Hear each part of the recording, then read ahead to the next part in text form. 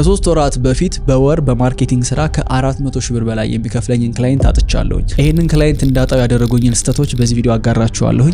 ይሄን የምናገርበት ምክንያት እናንተም ከነዚህ ስህተቶች ርቃችሁ ቢዝነሳችሁን እንድታድኑ እንዲሁም ደግሞ ኦፍ ኮርስ ዶክመንት ላደረገውና ከሆነ ዓመታት በኋላ ተመልሼ ላየው ስለምፈልግ ነው። ከሁሉም ስህተቶች ደግሞ አራተኛው ስህተት ብዙዎቻችሁ የምትሰሩት ስለሆነ እስከ መጨረሻው ቆዩ። ለማታውቁኝ ሰዎች ዮናስ እባላለሁ። ዮናይል ኮሚኒኬሽን የሚባል የማርኬቲንግ ኤጀንሲ አዲስ አበባና የክልል ከተሞች ላይ የሚሰራ አስተዳድራለሁኝ። በውስጡ ከ25 በላይ ሰራተኞች አሉት። ከትላልቅ ካምፓኒዎች ጋር እየሰራ እንገኛለን።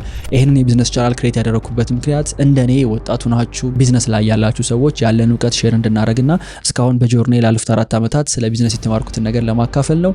የቢዝነስ ኮንቴንት የምትወዱ ሰዎች ከሆናችሁ፣ ቢዝነስ የሚመቻችሁ ሰዎች ከሆናችሁ ሰብስክራይብ በማድረግ ፋሚሊ ነው። እዚህ ቪዲዮ ላይ የማወራላችሁን ክላይንት ስሙንና አንዳንድ አግሪመንት ላይ የነበሩትን ጉዳዮች ለፕራይቬሲ ሲባል ሼር አላደርጋችሁም። ልታውቁት የሚገባው ግን የምንሰጠው ሰርቪስ ሪቴነር ወይም ደግሞ መንዝሊ በየወሩ የሚቀጥል የዲጂታል ማርኬቲንግ አገልግሎት ነበር። ይሄ ከሶሻል ሚዲያ ማርኬቲንግ፣ ስትራቴጂ ዴቨሎፕመንት፣ ኮንቴንት ፕሮዳክሽን፣ ኢንፍሉዌንሰር ማርኬቲንግ፣ ፔድ አድቨርታይዝመንት እነዚህን ሁሉ ያካተተ ስራ ነው። እነዚህን ስራዎች ለመስራት ነበር ከክላይንቱ ጋር የተገናኘ ነው። ግን አንፎርቹኔትሊ ስራው ፌል አድርጎ በጣም ብዙ ገንዘብ ሉዝ አድርጌያለሁኝ። ፐርሰናሊ ደግሞ ጤናዬን ሁሉ ያጣሁበት ስራ ነበረ። እንደዚህ እንዲሆን ያደረጉትን ምክንያቶች ልንገራችሁ። የመጀመሪያው ትክክል ያልሆነ ኤክስፔክቴሽን ማለት ክላይንቱ ከናንተ የሚጠብቀው ነገር ማለት ነው። መጀመሪያ ስራውን ለመስራት ስንስማማ እኔ አስቤ የነበረው በጣም የምፈልገው አይነት ቢዝነስ የምፈልገው ክላይንት ስለነበረ በቃ ዋንስ ወደ ስራው ከገባን በኋላ ኤክስፔክቴሽናቸው የተስተካከለ ይመጣል ነበር። ያልገባኝ ግን ኦልሞስት ለአንድ ወር የወሰደ ኔጎሽዬሽን ስለነበረ በዛ ኔጎሽዬሽን ጊዜ ውስጥ ይሄ ግባ፣ ይሄ ጨመር፣ ይሄ ቀነስ እያለን ኮንቪንስ ልናደርጋቸው ስንሞክር በቀረብንበት መንገድ አፕሮቻችን ፕሮፌሽናሎች ስለነበርን ኤክስፔክቴሽናቸው በጣም ዋይልድ ሆኗል እና ያንን ከፍተኛ ኤክስፔክቴሽን ማውረድ ነበረብኝ። ይሄን ሳላደርግ ቀረሁኝ። በእኔ እምነት ስራውን እየሰራ ነው ስንሄድ እያዩት ሲመጡ ኤክስፔክቴሽናቸው ይስተካከላል ብዬ ነበረ። ግን ገስዋት አንዴ እነሱ ከናንተ የሚጠብቁት ነገር ወረቀት ላይ ካረፈ በኋላ ወደ ኋላ መመለስ የለም። ያንን ኤክስፔክቴሽን ሂት ማድረግ መቻል አለባችሁ። ምክንያቱም ምን ጊዜም ቢዝነስ ላይ አንደር ፕሮሚስ ኦቨር ዴሊቨር ማድረግ ነው የሚሻለው። ምን ማለት ነው? ቃል የምትገቡት ነገር ትንሽ ነው፣ ዴሊቨር የምታደርጉት ግን ትልቅ ነው። ለምሳሌ ቃል የምትገቡት 4 ነገር ዴሊቨር ማድረግ ከሆነ እናንተ ግን አክቹአሊ ዴሊቨር የምታደርጉት 5 ነገር ሲሆን ክላይንቱ ምን ጊዜም ሳቲስፋይድ ሆኖ ይቀጥላል። ካልሆነ ግን 5 ነገር ፕሮሚስ አድርጋችሁ 5 ዴሊቨር ካደረጋችሁ ያው ስራችሁን ሰራችሁ ነው። 4 ዴሊቨር ካደረጋችሁ ግን ክላይንቱ ዲስአፖይንት ነው የሚሆነው። ይሄንን መጀመሪያው ስራ ከመጀመሩ በፊት የምታገኙት ይሄ ነው ብሎ በግልጽ ማስቀመጥ ያስፈልጋል። ዓለም ላይ ምርጥ የሚባሉት ኤጀንሲዎች ኤክስፔክቴሽን የሚያስቀምጡት በቁጥር ነው። ይሄን ያህል ሽያጭ ይመጣል፣ ይሄን ያህል ሰው ይመለከተዋል፣ ይሄን ያህል ኮንቨርዥን ይኖራል፣ ይሄን ያህል ፐርሰንት ያድጋል ብለው በግልጽ ያስቀምጣሉ። እኛ ጋር እሱ ከባድ ስለሚሆን በተለይ ደግሞ ዲጂታል ማርኬቲንግ የምትሰሩ ሰዎች ከሆናችሁ ሌላም ሰርቪስ ሊሆን ይችላል KPI-ያችሁ ወይም ደግሞ ኪ ፐርፎርማንስ ኢንዲኬተራችሁ ስራችሁ መስራታችሁን በስነ ስርዓት የምትለኩበት መንገድ ክሊርሊ የተቀመጠ መሆን መቻል አለበት። ካልሆነ ግን ክላይንቱ የሚጠብቀው ሌላ፣ እናንተ እየሰራችሁ ያላችሁት ነገር ሌላ ይሆናል። ሜክ ሹር አግሪመንቶቻችሁ ላይ KPI-ያችሁን በስነ ስርዓት ማስቀመጣችሁ። ይሄ እንግዲህ ከኔ ስህተት እንድትማሩ የምፈልገው ነው። ቢካዝ KPI ሳላስቀምጥ ቀርቼ ሳይሆን KPI እንኳን ተቀምጦ ግን በኔጎሽዬሽን ውስጥ የነበራቸው ኤክስፔክቴሽን በጣም ትልቅ ስለነበረ እሱን ሚት ማድረግ አልቻልኩም እውነት ለመናገር። ሁለተኛው ምክንያት ሂውማን ሪሶርስ ላይ የነበረ ችግር ነው። ይሄንን ክላይንት ከመቀበሌ በፊት ኦልሞስት ለ6 ወራት ያህል ይሄንን ኤጀንሲ እንደ አዲስ እያስጀመርኩበት ነበረ። ከአዳማ መጥቼ አንዳንድ ሰዎችን ሃየር በማድረግ እንደ አዲስ ኦፊስ በመከራየት ምናምን ነው ያሳለፍኩትና ሂውማን ሪሶርስ ማለት ወይም ደግሞ የሰው ኃይል ሰው መቅጠር ምናልባት ቢዝነስ ላይ ከምትሰሯቸው ስራዎች በሙሉ ከባዱ ብዬ የማስበው ሰው መቅጠር ነው። ምክንያቱም አገሪቱ ላይ ከተማው ላይ በቂ የሆነ አቅም ያለው ታለንት የለም። የእውነት ነው ብላችሁ ቢዝነስ ያላችሁ ሰዎች ታውቁታላችሁ። ማስታወቂያ አውጥታችሁ ምን አይነት ሰው እንዳይመጣባችሁ በጣም የሚያስፈራ ነውና ይሄ በጣም ቻሌንጂንግ ነው ነበረ። ኦሬዲ ጄላይ ክላይንቶች ነበሩና ሃይሪንግ ፕሮሰሱ ሰው የመቅጠር ስራው በጣም ረጅም ሰዓት ወሰደብኝ። መጨረሻ ላይ ሰው አገኘሁ፣ ግን ስራውን ስቀበለው ኦርጋናይዝድ የሆነ ቲም አልነበረኝም። ምክንያቱም ክላይንቱ በጣም ያስጨነቀኝ ስለነበር ቶሎ ስራው እንዲጀምር ወዲያው ሰው እንዳገኘሁኝ ፕሮጀክቱን ላውንች አደረኩት። ይሄ በሁለት መንገድ ዋጋ አስከፍሎኛል። የመጀመሪያው ሲስተም መገንባት አለመቻል ነው። የነበረኝስ የሰው ኃይል ውስን ስለነበረ የነበሩትን ኃላፊነቶች በሙሉ ለአንድ ሰው ነው የሰጠሁት። ያ ሰው የሆነ ሰዓት ላይ በራሱ ፐርሰናል ችግር ከስራ ተወገደ፣ መገኘት አልቻለም። ብዙ ፕሮጀክቶች፣ ብዙ ፋይሎች፣ ብዙ ፕሮግረሶች ይዞብን ሄደ። እንዴት ላድርግ? ያን ነገር በፍጹም ላገኘው አልቻልኩም።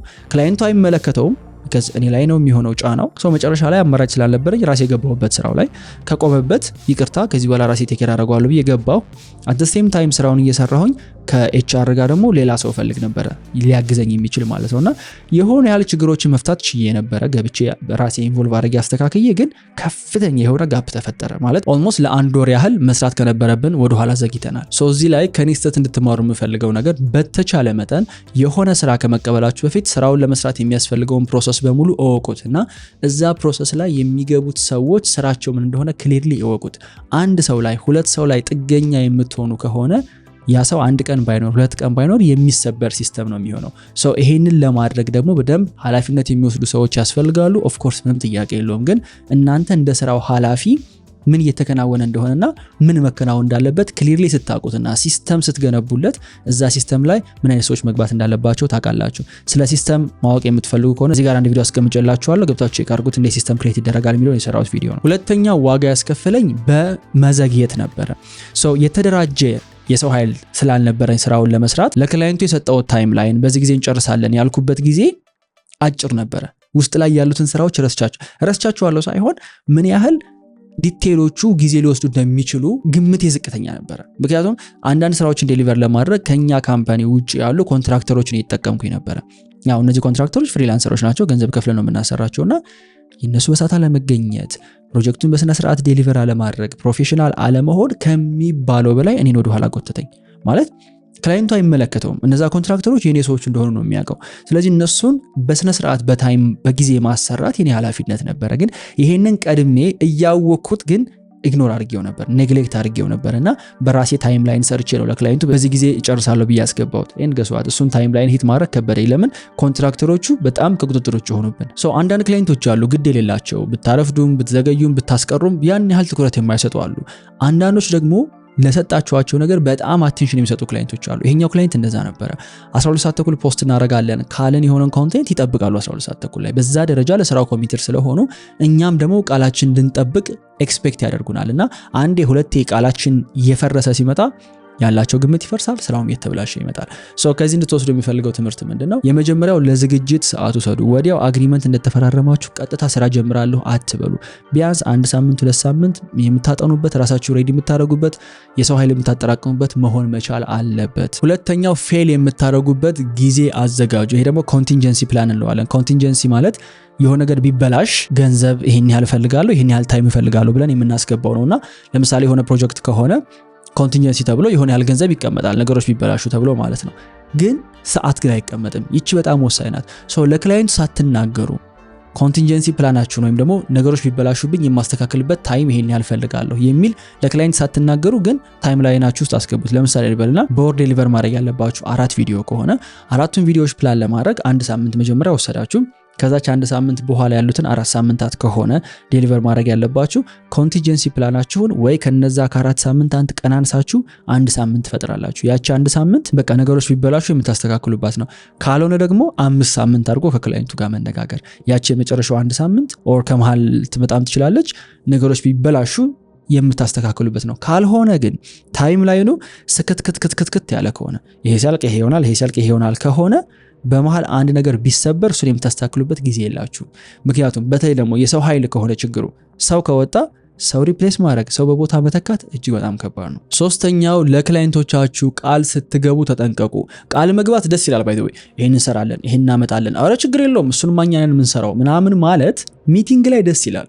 ግን ይውላችሁ ይዘው ይቀመጣሉ። እሱን ያችን ኤክስፔክት ማድረግ ይጀምራሉ። ቃል ከመግባታችሁ በፊት በተቻለ መጠን ሜክ ሹር እርግጠኛ ሆኑ እናንተ ሪሶርሱ እንዳላችሁ ያን ነገር ዴሊቨር ለማድረግ። የማትችሉ ከሆነ አልችልም፣ ይሄን የሰራ አይደለም፣ ይሄን ኤክስፐርቲዝ አይደለም። ምክንያቱም ዌብሳይት ለመስራት መጣችሁ ሶሻል ሚዲያ እንድትሰሩ ኤክስፔክት ሊያደርግ ይችላል ክላይንቱ። እንደዛ አይነት ነገር እንደ ቀልድ እንኳን ሲነሳ እንደው ዝም ብሎ እንኳን ሲያነሳው ክላይንቱ ኖ እኔ ዌብሳይት ብቻ ነው የምሰራው፣ ሶሻል ሚዲያ የመስራት ግዴታ ያለብኝ ብሎ ክሊርሊ ባውንደሪ ማስቀመጥ ያስፈልጋል።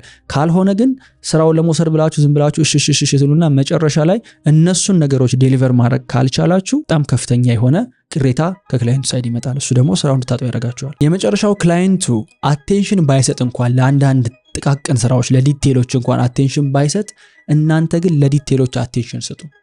ለዲቴሎች አቴንሽን በሰጣችሁ ቁጥር ክላይንቱ አፕሪሺየት ያደርገዋል። ለምሳሌ ሶሻል ሚዲያ ማርኬቲንግ እየሰራችሁ 12 ሰዓት ተኩል ላይ ፖስት እናደርጋለን ብላችሁ ከሆነ አንዳንዱ ክላይንት 12 ሰዓት ተኩል ላይ ፖስት ማድረጋችሁ ላይመለከት ይችላል። ግን እመኑኝና በዛች 12 ሰዓት ተኩል ኮንሲስተንትሊ ፖስት አድርጉ። መጨረሻ ላይ ሪፖርት ስትሰሩ ይሄው 12 ተኩል ፐብሊሽ ተደርጓል ሲባል እነሱ እንኳን ባይጠብቁ ቃላችሁን መጠበቃችሁ ግን ያስመሰግናችኋል። ሶስተኛው ይሄንን ክላይንት እንዳጣው ያደረገኝ ችግር ደግሞ ኢጎ ነው ወይም አለመቀበል፣ ስተትን አለመቀበል። እንግዲህ ይሄንን ስንሄድበት የነበረውን መንገድ ስንጓዝበት የነበረውን ተሽከርካሪ እንደሆነ ተሽከርካሪ አድርጋችሁ አስቡት። በቃ ያ መኪና ተበላሽቷል። ለክላይንቱ አገልግሎት የሰጠሁበት ያለው መኪና ተበላሽቷል። መበላሸቱ ግን አክሴፕት ማድረግ አልፈለኩም። በተበላሸ መኪና ስቲል ነዳጅ ለመስጠት እየሞከርኩ ነው። ቲሞቼንም እያስጨነኩኝ እንችላለን፣ ቆይ እናስተካክለዋለን፣ ይመጣል። አክሴፕት ማድረግ አልፈለኩም ነበር። በቃ አልቻልኩም። ተበላሽቷል፣ ይሄ መኪና ፌል አድርጓል፣ መቆም አለበት፣ ቆሞ እንደ አዲስ መጠገን አለበት የሚለውን አክሴፕት ለማድረግ ጊዜ ወሰደብኝ። ከሆነ ጊዜ በኋላ አማራጭ ስለሌለ ቆመን ነገሮችን ማስተካከል ነበረብን። ግን እሱም ያደረግንበት ጊዜ ላይ ኦልሬዲ ረፍደዋል። ከዚህ እንድትወስዱ የምፈልገው ትምህርት ምንድነው? ነገሮች የተበላሹባችሁ እየሰሩ ካልሆነ ከመደባበቅ ችግሩን ከመሸፋፈን ይልቅ ለክላይንቱ በግልጽ ተናግሮ እንዲህ አይነት ችግር ገጥሞናል፣ ለማስተካከል እንዲህ አይነት ጊዜ እፈልጋለሁ ብሎ መናገሩ በጣም የተሻለ ነው። ያንን ክላይንት ዳርክ ቦታ ላይ ማስቀመጡ፣ ምንም ኢንፎርም አለማድረጉ በጣም ነው ፍረስትሬት የሚያደርገው። ምክንያቱም እነሱም ቢዝነስ ያላቸው ሰዎች ናቸው እና ችግር እንደሚፈጠር ያውቁታል። እነሱም በሆነ ምክንያት ክላይንቶቻቸውን ዲስአፖይንት ያደርጋሉ፣ ይዘገያሉ። ምንም ጥያቄ የለውም። ስለዚህ አንደርስታንድ ያደርጓቸዋል።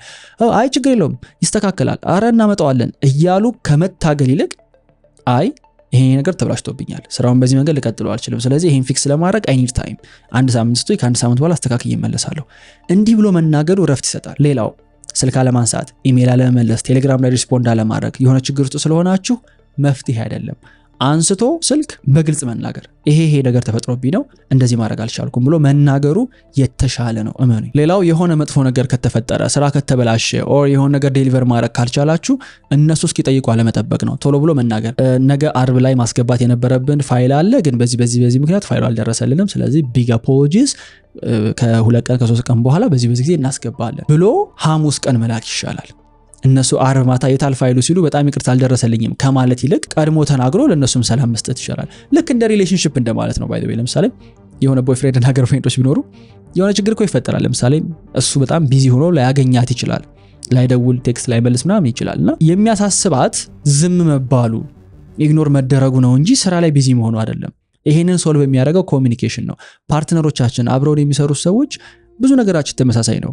እነሱም ይገጥማቸዋል ያ ችግር። ኮሚኒኬት ማድረጉ ረጅም መንገድ ለመጓዝ ያስችላል። አራተኛው ይሄንን ክላይንት እንዳጣው ያደረገኝ ምክንያት ደግሞ ክላይንቱ እንዲቀየር፣ አስተሳሰባቸው እንዲቀየር፣ እውቀታቸው እንዲጨምር ቁጭ ብዬ መጠበቅ ነበር። አይዲያል የምንለው ክላይንት፣ እኛ አብረው መስራት የምንፈልገው ክላይንት ፐርፌክት የሆነ የምሰጠውን ነገር የሚቀበል አንደርስታንዲንግ ያለው ምናምን ነው አይደለ? ግን እመኑኝ ፐርፌክት የሚባል ክላይንት የለም። አንዳንዶቹ ክላይንቶች ክሬቲቭ እንድትሆኑ እንደ ልባችሁ እንድትሰሩ ይፈቅዱላችኋል፣ ግን ፎሎ አፕ አያደርጓችሁ፣ ቼክ የማያደርጓችሁም ወይም ደግሞ ፔመንት ላይ በጣም ይዘገያሉ። አንዳንዶቹ ደግሞ ክሬቲቭ እንድትሆኑ አይፈቅዱላችሁም። ትናንሿ ነገር ላይ እየገቡ ማይክሮ ማኔጅ ያደርጋሉ፣ ግን ቶሎ ይከፍላሉ። ክላይንቱ የራሱ ባህሪ አለው። እሱን እንዲቀይር ኤክስፔክት ማድረግ አንችልም። ዋናው ስኪሉ፣ ጥበቡ፣ ችሎታው ያለው ራሳችንን በክላይንቱ ፍላጎት ልክ አዳፕት ማድረግ ማለማመድ ነው። ምክንያቱም አዴኖ ዘዴ ምን ይባላል? ደንበኛ ንጉስ ነው ጸባይ ካለው ይባላል አይደል? በቃ ደንበኛው ምንጊዜም ትክክል ነው። እሱ ትክክል ነው ብላችሁ ታስቡ፣ የራሳችሁን መንገድ በሱ ለማስተካከል ትሞክራላችሁ። እሱ ነው ጤናማው አካሄድ። ፕላስ የሚያታግሉ የሚያለፉ ክላይንቶችን አትጥሏቸው። በእውነት ነው የምላችሁ፣ ይሄ ክላይንት ያስተማረኝን ያህል የትኛውም ክላይንት አስተምሮኝ አያውቅም። አብሮ ለመስራት ከባድ ነበር። ብዙ ነገሮችን ጥለውብናል። እነሱን ሳቲስፋይ ማድረግ በጣም ከባድ ነበረ በብዙ መንገድ። ግን የሚገርማችሁ ቻሌንጅ ስላደረጉን፣ አንዳንድ አርገናቸው የማናቃቸው ነገሮች እንድናረግ ስላስገደዱን፣ አምሽተን እንድንሰራ፣ አዳር እንድንሰራ ስላስገደዱን በጣም አመስጋኝ ነኝ። ምክንያቱም ጄኒዊንሊ ከዛ ክላይንት ጋር ከሰራው በኋላ ኦፕሬት የማረግበት መንገድ፣ ቲሞቼ ሊድ የማረግበት መንገድ፣ ለፕሮጀክት ለዲቴል ያለኝ አንደርስታንዲንግ በሙሉ አንድ ስቴፕ ከፍ ብሏል እና ምንጊዜም አስቸጋሪ ክላይንቶች ምርጥ ናቸው። የእውነት ነው የምላችሁ። የማያስቸግር ክላይንት እየፈለጋችሁ አትሂዱ፣ የሚያስቸግር ክላይንት ፈልጉ።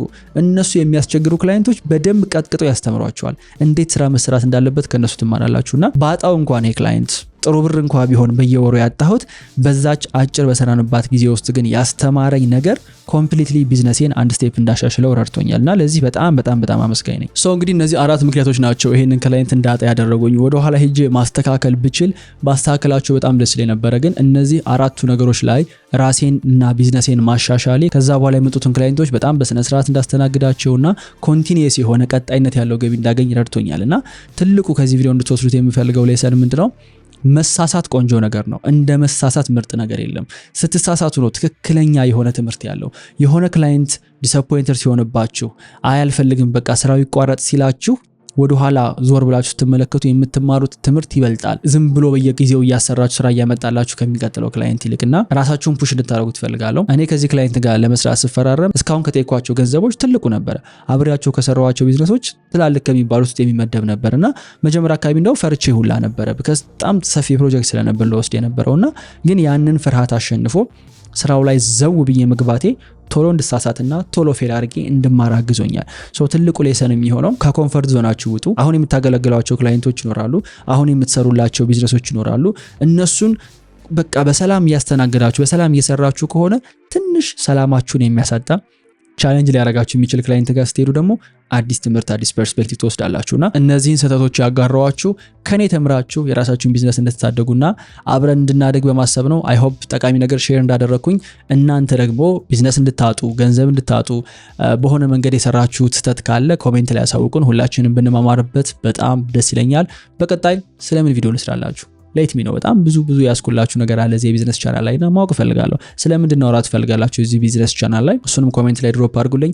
ቀጣይ ሳምንት እንገናኛለን። መልካም ጊዜ